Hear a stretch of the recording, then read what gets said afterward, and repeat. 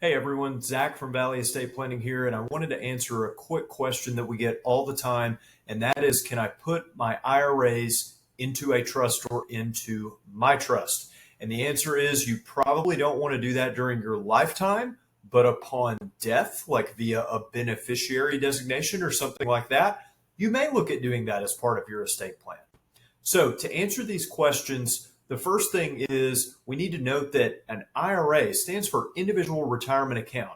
And that type of account has a very specific blessing from the IRS if it's in your individual, remember IRA, individual retirement account name, as opposed to the name of a trust. You would lose that special tax treatment if you were to put it in, say, your own revocable or even irrevocable trust during your lifetime. So generally, that's not going to be a good idea.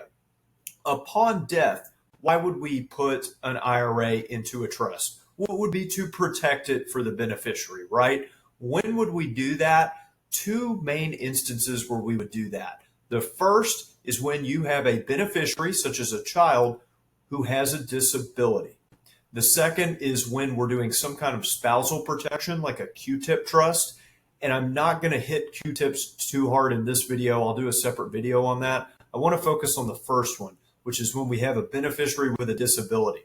We might look to have an IRA inherited by a trust for a person with a disability because that trust allows the IRA taxation to be spread out over the beneficiary's lifetime, as opposed to condensed into a 10-year window like it is for a beneficiary who does not have a disability. This was a big change with the Secure Act a few years ago, and quite frankly, estate planners and advisors were still kind of getting caught up as far as using this as a planning strategy. Well, some are. We like to stay ahead.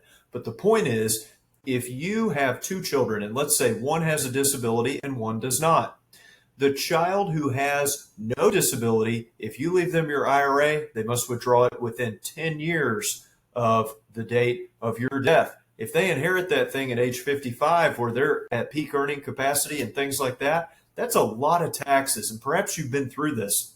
Advisors email me all the time like, hey, can we do anything about these taxes? I'm like, charity and Roth conversions is the only thing I know of. This is a big deal. That's a lot of taxes. But if you leave that IRA to a special needs trust for a child who has a disability, they can withdraw those funds in that IRA over their lifetime, their life expectancy. That's what we call a full stretch. And their life expectancy has nothing to do with the fact that they have a disability. That's a common misconception. Rather, their life expectancy, you simply plug in their age to the actuarial table, and they get to withdraw it based on their full life expectancy. So what that means is there's less tax coming out per year, vastly less tax coming out per year in the hypothetical like I just described. Of course, every situation is unique, but I wanted to give you that background as to when you might want to leave your IRA in a trust upon your death. I hope you found this video helpful.